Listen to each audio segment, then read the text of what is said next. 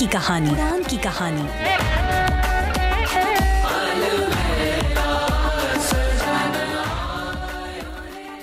Radio मनोरंजन पर उड़ान की कहानी कार्यक्रम में आप सभी का हम स्वागत करते हैं और एक बार फिर हम लेकर आए हैं एक और ऐसी नई कहानी और मैं हूँ रत्ना, आप सभी का स्वागत करती हूँ आज के इस कार्यक्रम में। आशा करते हैं कि आप सभी मज़े में होंगे, स्वस्थ होंगे और आज के इस कार्यक्रम को बड़े ही दिलचस्पी के साथ सुनने के लिए हमारे साथ जुड़ चुके होंगे। जी हाँ, इस कार्यक्रम को हम लेकर आते हैं हर मंगलवार को और आज की उड़ान की कहानी एक और ऐसी महिला, एक और ऐसी सशक्त महिला की कहानी जो समाज में एक सिपाही की भूमिका निभाती है, बहुत ही निडर है, बहुत ही मेहनती हैं, साथ ही साथ एक प्यारी सी मुस्कुराहट के साथ आज हमारे साथ जुड़ी हैं। पर आज के इस कार्यक्रम को शुरू करने से पहले बिल्कुल हम कुछ पंक्तियां ज़रूर जोड़ना चाहेंगे कि विकल्प मिलेंगे बहुत मार्ग भटकाने के लिए, विकल्प मिलेंगे बहुत मार्ग भटकाने के लिए,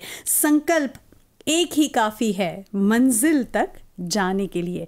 और बस मंजिल तक पहुंचना था, जैसे तैसे करके सिपाही बनना था, चाहे कुछ भी हो जाए, चाहे सपोर्ट मिले ना मिले, पर उन्होंने फैसला किया कि अपने देश की सेवा करनी है तो बस करनी है।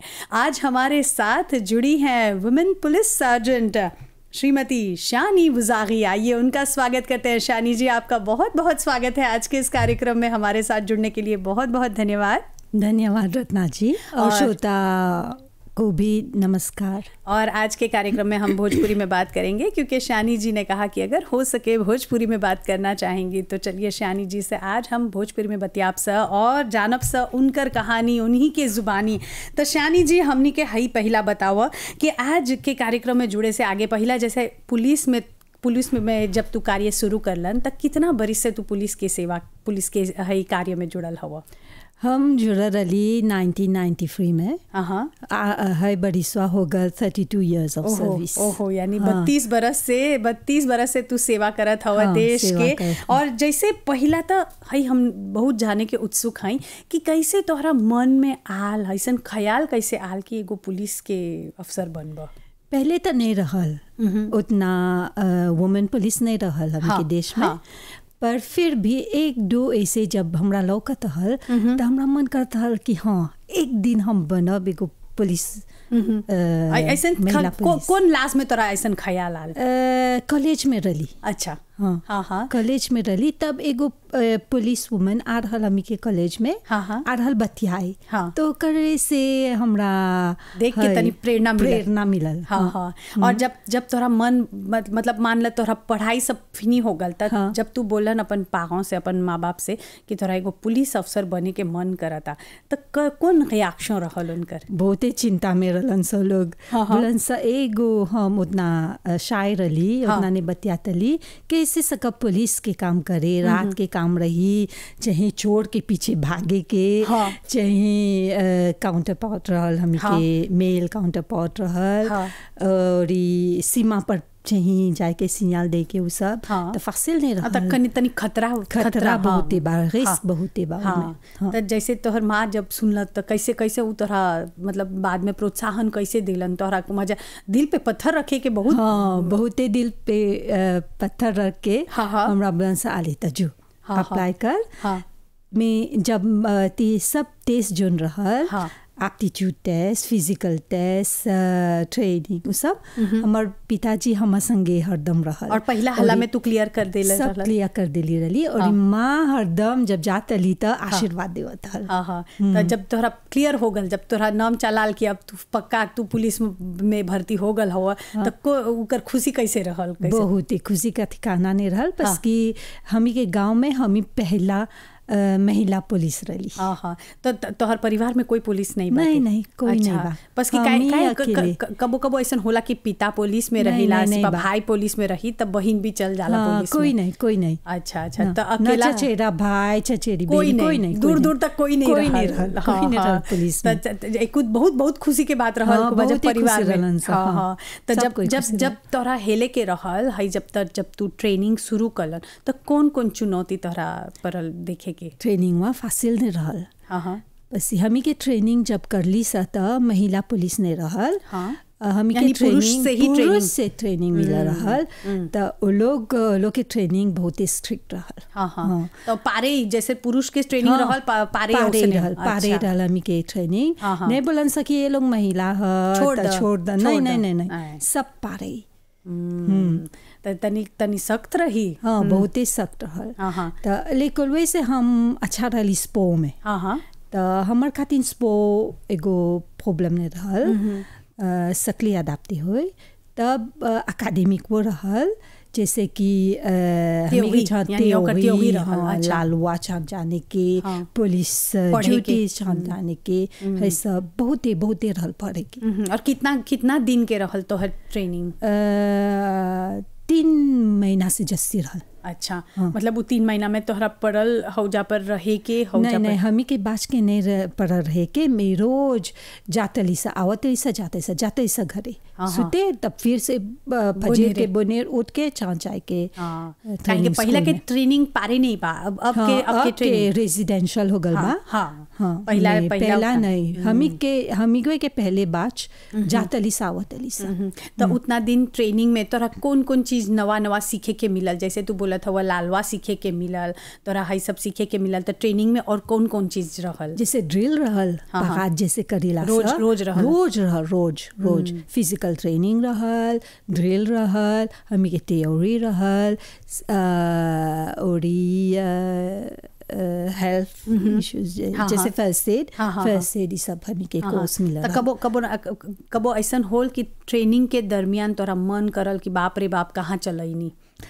हाँ, एकाध कुछ मिलल, तब बोली नहीं कहे नहीं सकब करे, यही करे के। हाँ, तो जैसे मन मक्कम रखलक और जैसे फिनी करलन, तो जब फिनी हो गल तो अब तो बहुत खुशी, जैसे खुशी वो ओरी ट्रेनिंगवा में थोड़ा लीनियत हो रहल। मैं जब गईली से स्टाशों में काम करे, तब तो जस्ती मतलब उ तो चला ट्रेनिंग के पार्ट रहल, पर जब रियल लाइफ में जब चाहत है सब अप्लाई करे के, तब उ दूसर चैलेंज रहल। तब मान ला जैसे तू पहला दिन काम में हेलक, कौन स्टेशन में काम करे रहलन, याद बा तोरा? हाँ, अबिया कोंबी पुलिस स्टेशन में काम करे। हौजा तक ढेर चैलेंजिंग है। और जब हौजा पर तू हेलन, तब पहला दिन कैसे तोहरा कैसन अनुभव रहल? पहला दिन स्टेशन में जब तू काम करे गल? फासिल नहीं रहल। मैं हमार दूसर काउंटर पार्ट लोग के, मेल काउंटर पार्ट लोग के देखली, वो लोग से काम सीखली बहुत ही।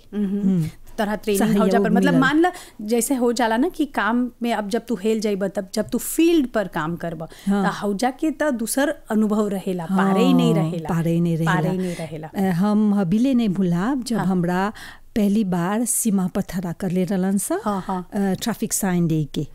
हम तो रली पतरा चिमिर। अब जब देखा था बड़ा कामियों भी सब आवता हमर तरफ, हम बोली शानी तू तो गईले आज। जब हमर हाथ उठैली, जब देखली बड़ा कामियों आ गए थे हो गल, अब हमार यूनिफॉर्म में हमरा कॉन्फिडेंस मिल गल, तनी मतलब कुराज मिलल कि अब करे सकब। अब तो मन में तनी तब हिम्मत बनला कि हाँ अब करे सकब है सब कमवा। तब जाके उ सब काम तो हो गल। और कोनो ऐसा अनुभव तोरा याद बा पहला जब तू काम शुरू कर ले रहलन? तब ओडिया हबीले याद बा हमके, जब एक हला एगो लेकिप CID लेकर आ रहलन सा हमी के स्टेशन में। एगो महिला पुलिस खोजे तलन सा, एगो महिला के सर्च करे के, बॉडीली सर्च। तो हमरा बोलन सा चाहिए महिला हुआ के बॉडीली सर्च करे के। गईली एगो लासाम में ओकर बॉडीली सर्च करी, तो हमरा नहीं ब्रीफिंग मिलल कि कुछ खोजे तन सही से। अच्छा, तब हम सोचली कि लाद्रोग पसी हौले पोका लाद्रोग सकी जस्ती रहल। तो चेके करली कुछ नहीं मिलल। जब वो अपन आबिए कहता, तब ओकर हाथ में देखली एगो पापिये लेकन, ओकर से पूछली कोई चीज है, बोला कुछ नहीं है। फिर भी हम लेके चेके करली। जब चेके करली तो देखली प्रिंटेड जैसे फोबिये है, मतलब नकली नोट है। तब लेके हम गईली अपन स्पेयर से ओके बतैली। जब देखलन सा तब सा हाइये तक हो जात है सा। तब एकर बाद में बहुते बड़ा बड़ा केस मिल रहा।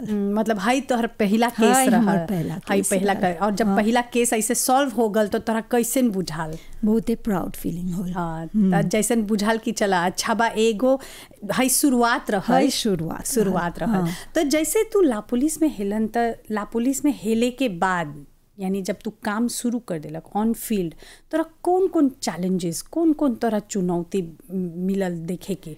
जैसे कि है केसवा करते ली, तब हम स्टाशों में नहीं छोड़न सम के, तब हमरे लिख के घींच के वहाँ सीआईडीवा में हौली की पा में ढुक गई। जब हौली की पा में ढुकली तो रोज रहल मान सर्च सब करे के। तो कबो कबो चाहत घर के तलाशी ले के, तो जब जाते ली सा घर के तलाशी ले तो वो रहल एगो 3-4 बजे फजीर के चाहत बुने जाए के। ओहो, उतना बुने रहे? उतना बुने जाए के, चाहत सर्विलांस करे के, चाहत देखे के कब सा घरवा में ढुके जाके सर्च करे। तो जब जात अली सा त हमार पिताजी हरदम जाके देखत हल कौन लोटू में जात है, केकर संगे जात है, जमे तनी त्राका रहल। पसी औ ले आवा निकलत एगो बेटी त्राका रहल। बस कि काहे उतना देर रात के निकले के। त जब जात अली सा त नहीं जानते सा अदमिया की मौत आली ते कैसे बा।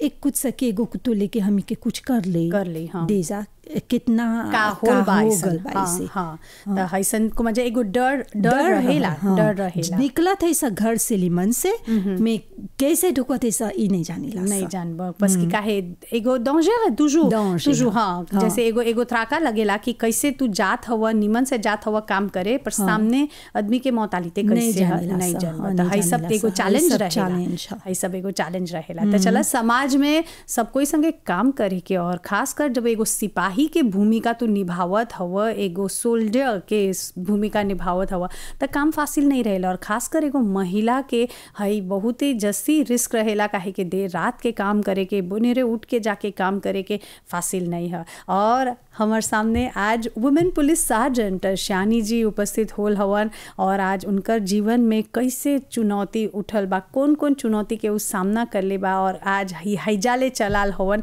और अभी तू देखत हवा श्यानी जी मुस्कुरात हवा बहुत खुशी से, बहुत प्राउड से। त हई एगो बहुत बड़ा गर्व के बात है।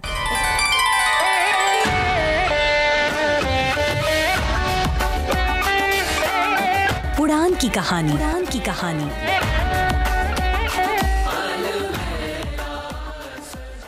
रेडियो मनोरंजन पर उड़ान की कहानी, और आज हमारे साथ जुड़ी हैं श्यानी जी, जो कि एक वुमेन पुलिस सर्जेंट है। और जैसे अभी ये गाने में बताया, जाय दे मामू। तो चलिए जानते हैं श्यानी जी को भी क्या ऐसे लोग मिले हैं जहाँ पर उनको भी जैसे कहते हैं ना कि मक्खन लगा कर भाई जाने दीजिए, हमें माफ़ कर दीजिए, गलती हो गई, ऐसे लोग मिले हैं क्या, और कैसे उन्होंने हैंडल किया, आइए जानते हैं श्यानी जी से। श्यानी जी, जैसे कि अभी हई गीतवा में बोलन कि जाय दे मामू, छोड़ द हमनी के, त कबो ऐसन होल बात तोहरा ऐसन लोग मिलल बा जे बहुत गुनाह कर ले बा, या कोनो ऐसन लालवा तोड़ ले बा, और तोरा बोली जाय दे हमनी के, छोड़ द, तो कैसे तू हैंडल करलन, और कैसे ऐसन सिचुएशन से तू बाहर निकलन?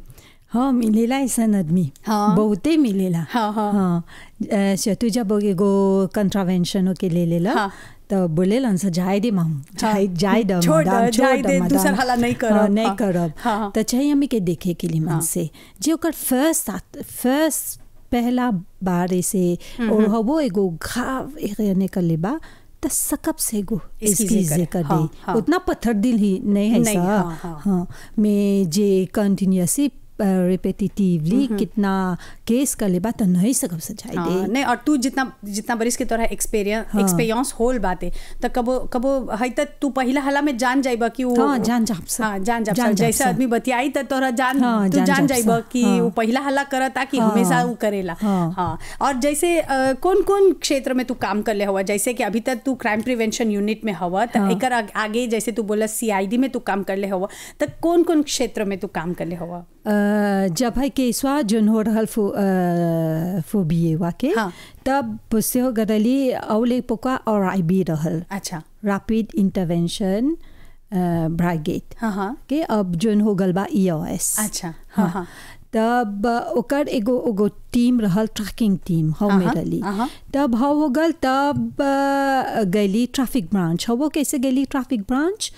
लॉन्च में हो रहल ओरल टेस्ट के। अच्छा। तब तक खोजे तलन सा जो आदमी के IT लिटरेट है, तो हम कल स्वीव कली रली को IT में एडवांस लेवल। तो सब जब हमी के सर्टिफिकेट सब हुआ जाने लन सके के कितना कौन सर्टिफिकेट बा, तो हमरा बलैलन सा चाहते एगो को स्वीव करे के ओरल टेस्ट वाके। तो गईली हवे, तब लॉन्चिंग हो रहल ओरल टेस्ट। तो जब लॉन्चिंग हो ओरल टेस्ट तब पुछते हो गईली ट्रैफिक ब्रांच, तोरा क्वालिफिकेशन रहल। ट्रैफिक ब्रांच यूनिट में। तो ट्रैफिक ब्रांच यूनिट में हुआ डिफरेंट डिपार्टमेंट बा, जैसे लाइसेंसिंग बा, एग्जामिनर बा, ओरल टेस्ट बा, हो सब में हम काम करी। अच्छा, मतलब सब बगल से तोहरा एक्सपीरियंस मिल गल बा। और हौजा पर कितना बरिस तू काम करला? 10 बरिस से ज्यादा करी हुआ। मतलब ढेर काम कर ले जानत हुआ। और जैसे बाद में लेला, बाद में कैसे तू शिफ्ट होल है? तब बाद में हिया क्राइम प्रिवेंशन यूनिट है जो महिला खोजतलन सा। अच्छा। तब हमरा प्रपोज करलन सा जे हम सकम हिया काम करे। तब अली हिया एक्सेप्ट कर ली। तो अली तो हिया हमें सेंसिटाइजेशन करिला सा। अच्छा। प्रिवेंशन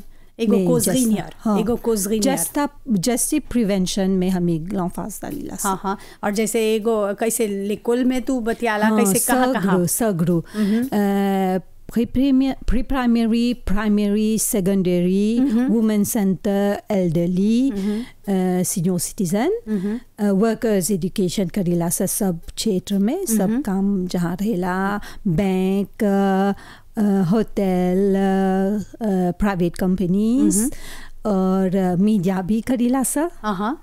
बस कि चाहिला काहे कि जब तू सब क्षेत्र में काम कर ले हवा तो चाहिला को मजा उतना एक्सपीरियंस से। और जब तू बतियाई के निपुण हवा तो हई हमर श्रोता लोगन के बता देवत है कि शानी जी के संगे हई हमर दूसर कार्यक्रम है। पहला भी एगो कार्यक्रम कर ले रही और अभी फेरों से हमनी के मौका मिला शानी जी से बतियाई के और ऐसा कार्यक्रम करे के जहाँ पर महिला सशक्तिकरण पर हम जस्ती बल देवत हैं।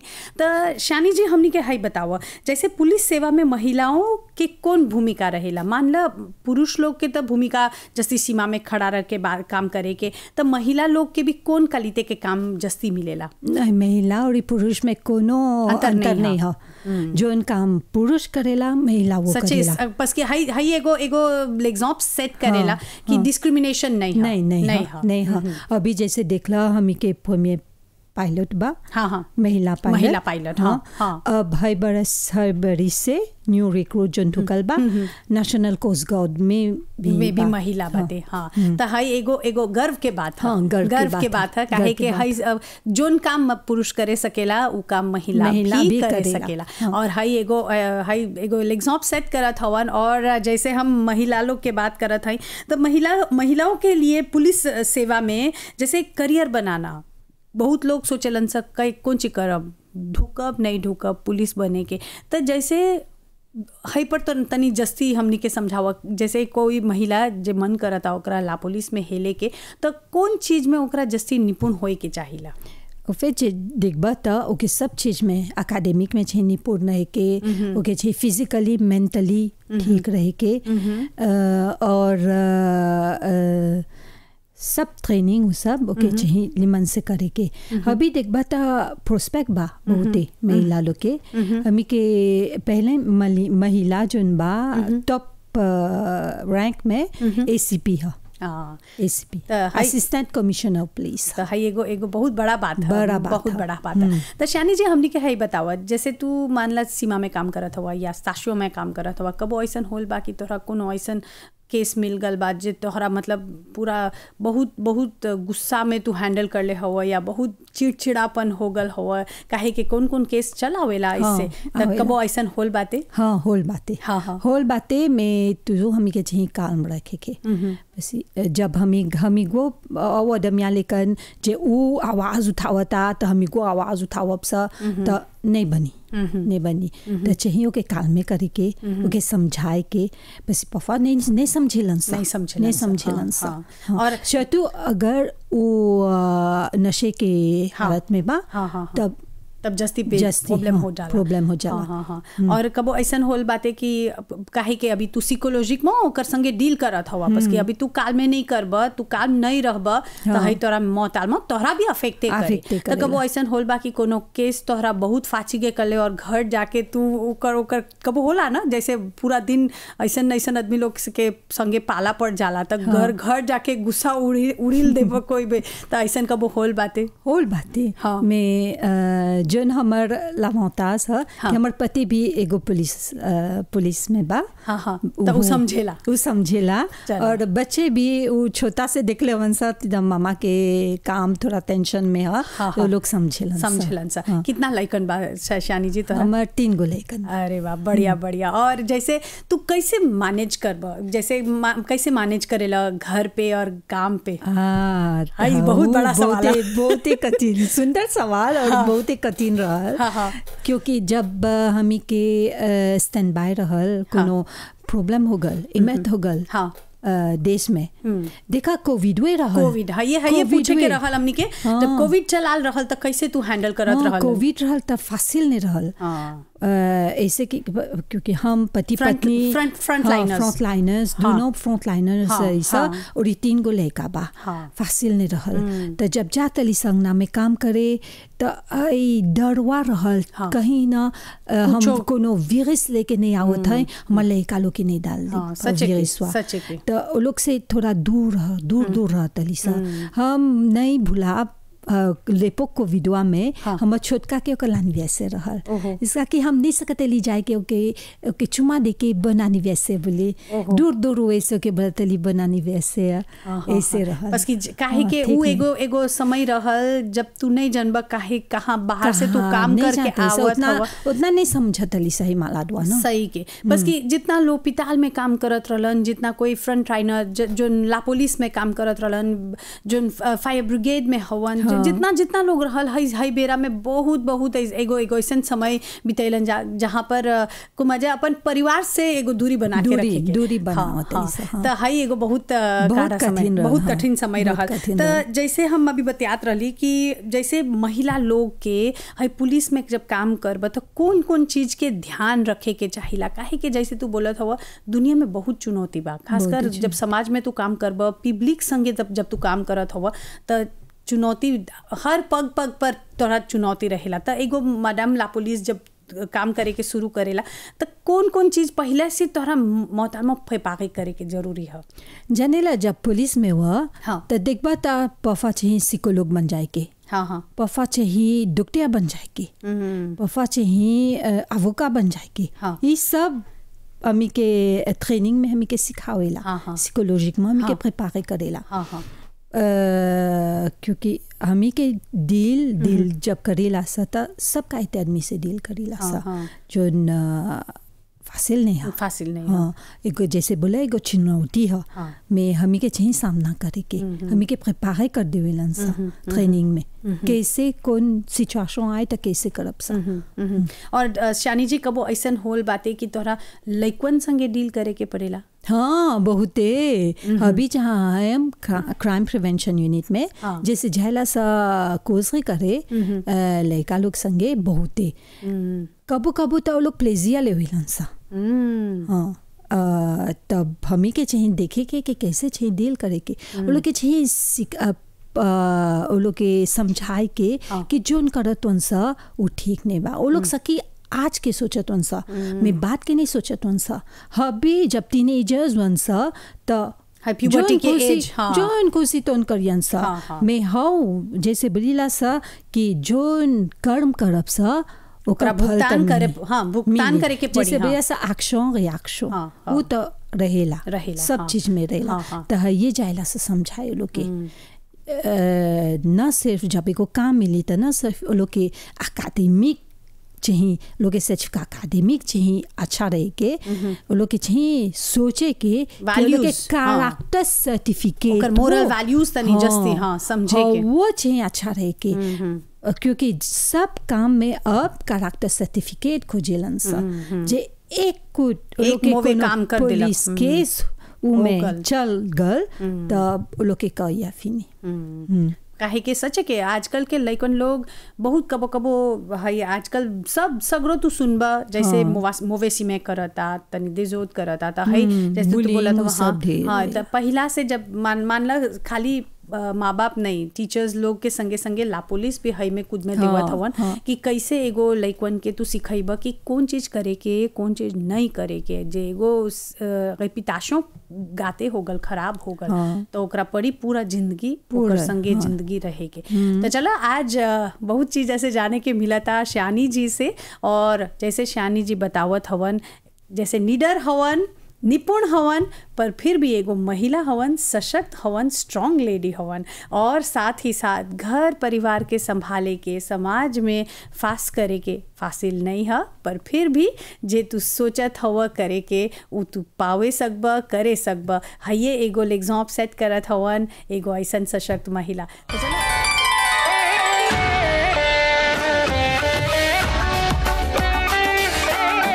उड़ान की कहानी, उड़ान की कहानी।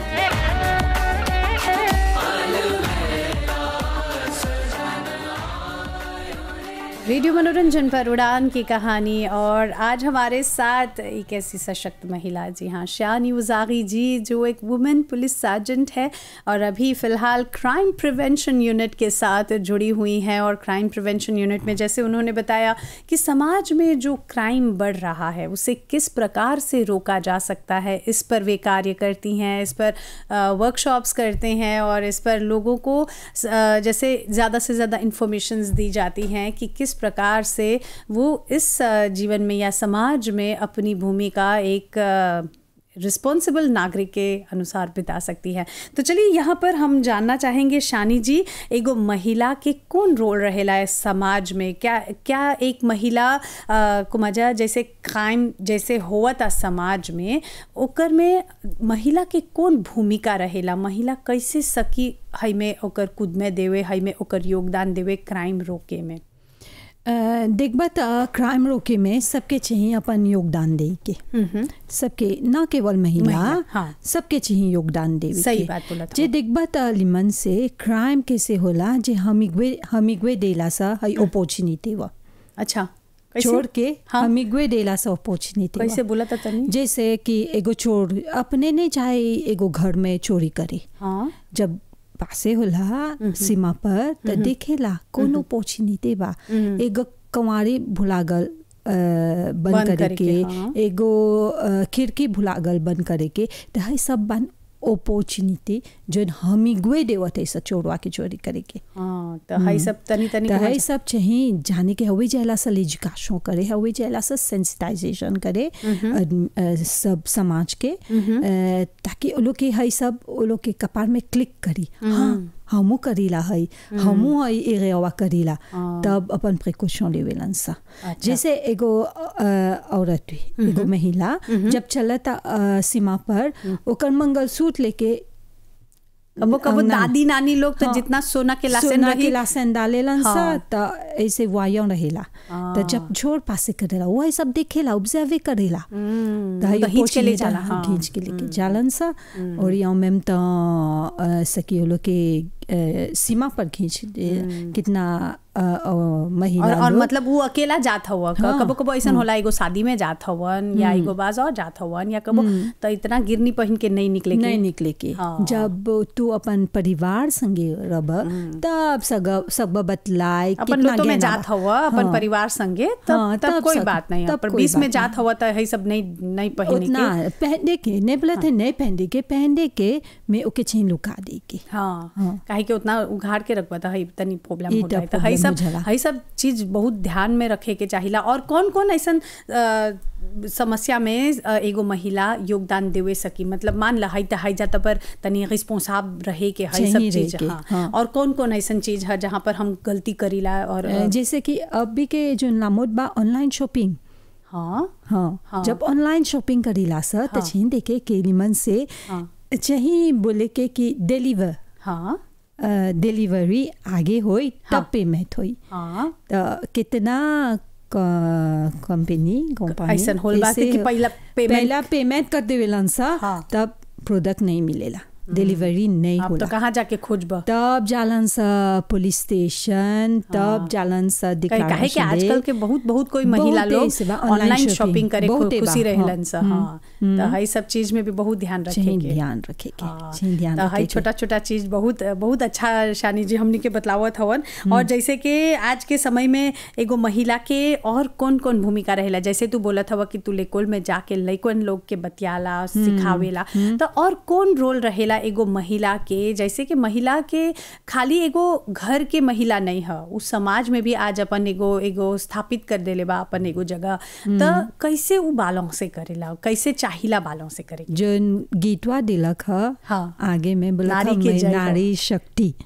हमी के छे जाने के कि हमी के एगो बेटी रली सा, बाद में शादी करके होइली सा पत्नी पतो, अब माँ सास भी बाद में। तो हमी के भूमिका चाहिए लिमन से निभाई के। जे एगो माँ है सा उतना दर्द सह के एगो लड़का के दली है सा धरती पर, तो हमी के चाहिए ओकर सुरक्षा करे के, नए यातन करे के कि ओकर सीमा में चल गल। अब जाके रेस्पेक्ट जोन बा उ लेकुल में सीखी, डिसिप्लिन जोन बा उ लेकुल में सीखी। हम जिस पैसा दे ना है नहीं, जे काम करत हुआ घर में रह चाहिए तो हर लड़कों के देखे के। पसी अभी जोन बा बहुते लड़का लोग मूवी फ्रिक्वेंटेशन में पड़ जाता, काहे के लइकन लोग के उतना लेता नहीं बा, माँ बाप उतना नहीं बतियाला। तो कम्युनिकेशन में चाहिए रहे के, चाहिए रोज पूछे के तो हर दिन कैसे गुजर, कुछ कर ला आज तो कौन कमाहत बा, सब के चाहिए बतियाए के, चाहिए जाने के। क्योंकि हमी सकब से हमी के लड़का के खूबे लिमन से डिसिप्लिन करे और कादरे करे में बाद में लेकुल में अंगना में केकरा फ्रिक्वेंटे करता नहीं जाने ला, तो कर फ्रिक्वेंटेशन वो चाहिए देखे के न जिस ओकर एक्शन ओकर फ्रिक्वेंटेशन वो चाहिए देखे के लिमन से कौन कहते कामगार फ्रिक्वेंटे करता। काहे कि आजकल के महिला लोग सब कोई काम करेलन सा, सब कोई बहुत अंगाजे हो गल बा।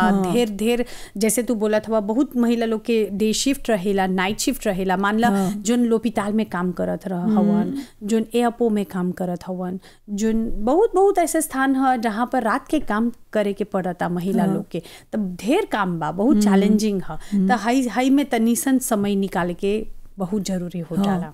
जरूरी है। कबो होला ऐसे कि महिला जब निकलता घर से बोनेर निकलता लड़का सुतल बा, जब आवता घरे तो लड़का सुत गल रात के, तो होला तो में एगो थोड़ा वक्त चाहिए निकाले के, समय निकाले के बहुत जरूरी है, बहुत जरूरी है। हाँ, जैसे तू बोलन कि पैसा तो कमाई सेलमो, अब अपन लइकन खातिन समय निकाले के बहुत जरूरी है। और हाई रोल निभाई के एगो मैडम खातिन एगो बहुत सबसे बड़ा चुनौती है, क्योंकि हमी गए माँ है सा, हमी जानिला सा कि कौन सुफ्रांस पासे हो के हमी के लड़का के दली सा धरती पर, तो के चाहिए पोते से करे के और कौन काम करत हवा, कैसे तू समय निकलबा, हई तोहर काम है जाने के समझे के। और नई की कुमाजा एगो लइकवा जब मोवे सीमा करे शुरू कर देला, जब जाके ओकरा तू सिखैबा तो हाई देर हो जाला। जैसे बोला जाला ना, एगो पौधा के तू छोटा से तू निमन से पाल पोस के बड़ा करत हवा, पर वो अब जब टेढ़ा हो गल, अब ओकरा सीधा करे के तनी मुश्किल काटवे के सचे के बस की बहुत मुश्किल काम है। और एगो माँ खातिन वो एक सबसे बहुत दुखद समय हो जाला। तो जैसे महिला लोग आज समाज में बहुत काम करत हवन, बहुत चुनौती के सामना करत हवन, तो और कौन चीज़ तू बोलबा हमर जितना महिला लोग सुनत हवन, जितना लोग घर में रहेला, महिला लोग कबो काम नहीं करेला, घरे रहेला, और कबो बहुत महिला लोग काम करेलन सा, तो कैसे तू सिखैबा, कैसे कौन चीज़ बोलबा हमर सब महिला लोग जो सुनत हवन कि कैसे हैंडल करे के?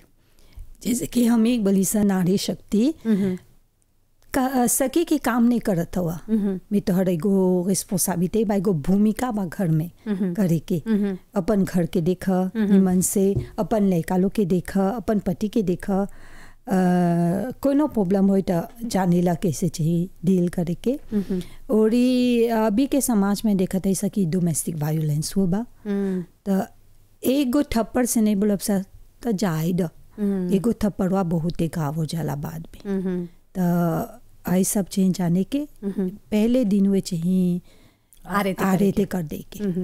काहे कि कबो कबो महिला लोग बहुत सुफांस में रहेलन सा। बहुत महिला लोग जब ढेर देरी हो जाला तब आवेलन ला पुलिस पर। त है एगो बहुत मुश्किल के समय हो जाला कि जैसे नहीं सकता अब कौन ची करबा और बहुत घाव हो जाला सिचुएशन। और अभी पिछला बहुत दिनों से हम देखत हई बहुत ऐसन का आवता जहाँ पर माँ अब एगो महिला अपन जान गंवावता। तो ऐसन सिचुएशन ले आता नहीं करे के और ओकरा आगे करे के देबीवे में। हाँ, और जब तू आवाज उठाइब तब जाके एक्शन लेवे सकबा। हाँ, जब तू नहीं आवाज उठाइब तो वो बढ़ ले जाए जरूर।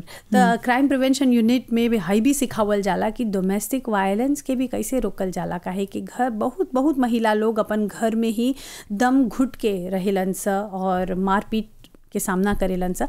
तो हाई भी कहूँ हम योगदान देवत हई। अगर एक महिला जब एगो थप्पड़ खा के चुपचाप रहेलन सा तो हाई भी नहीं करे के चाहिला। तो आज के समाज में नारी बहुत आगे चल गल बा, समाज में अपन योगदान देवत हवन। समाज और कैसे बोलबा कि देश के प्रगति में भी अपन बहुत बड़ा योगदान देवत हवा। घर पे रहत हवा फिर भी तू एगो योगदान देवत हवा। काहे कि तू अपन लइकवा के पोसत हवा, घर संभालत हवा, अपन पति के संभालत हवा और ढेर चीज में अपन तू अपन सैक्रिफिस करत हवा, त्याग करत हवा। तो शानी जी हम ये बोलब कि जितना महिला लोग हमनी के सुनत हवन आगे बढ़े खातिर, और जैसे अभी तू बोलन कि बहुत चीज़ हमनी के संभाले के चाहिला। और वुमेन जैसे वुमेन एम्पावरमेंट के जब हम बात करत हई, महिला सशक्तिकरण के बात करत हई, तो तोहर देने में महिला सशक्तिकरण कौन चीज हो?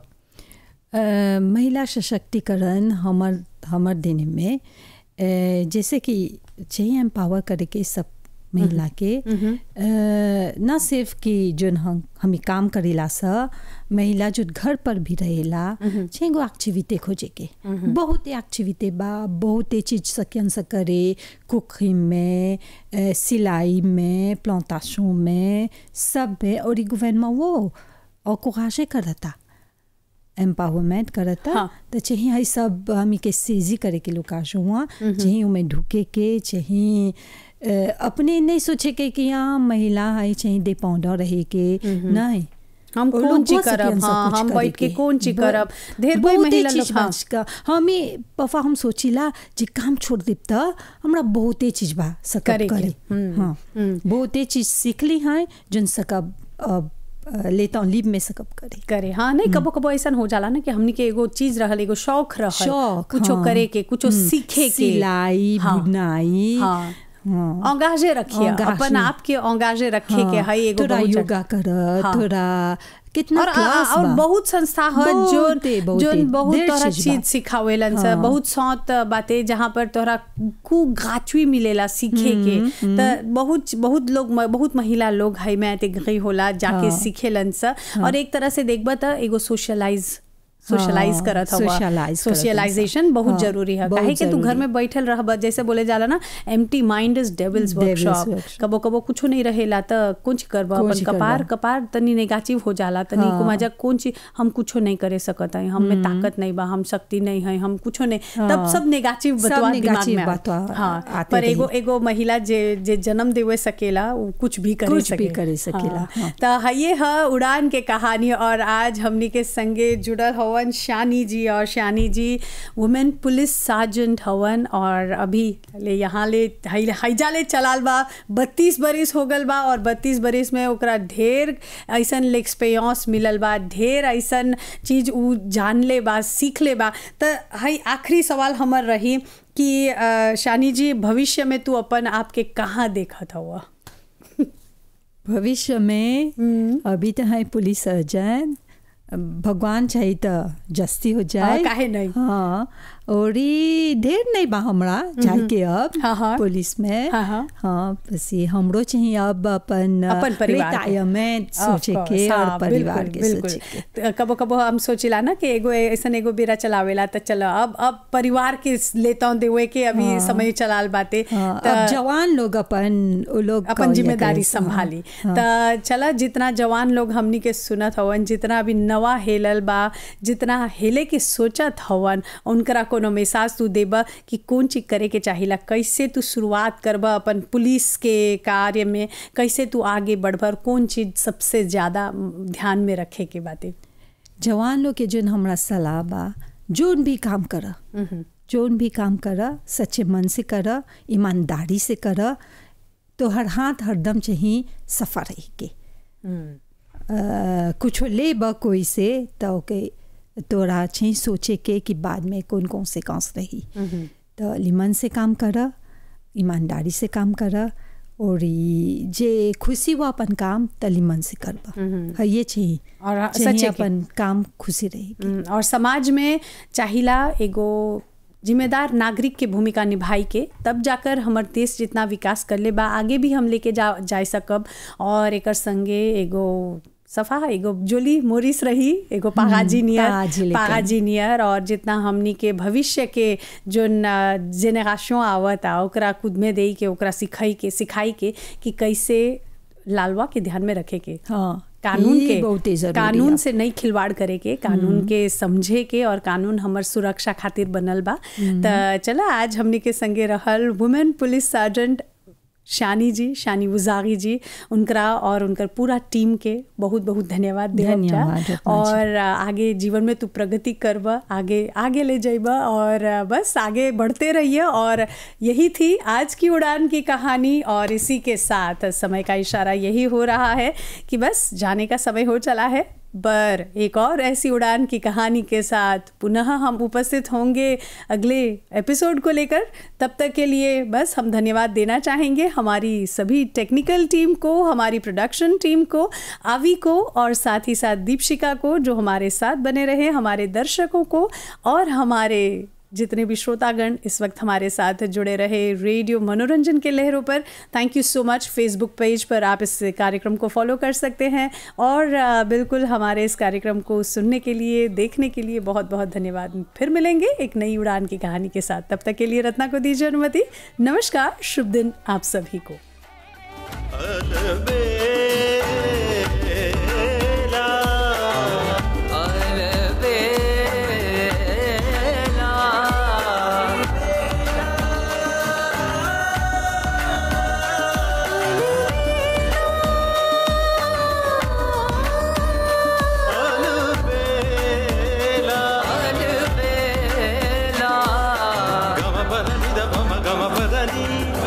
Gama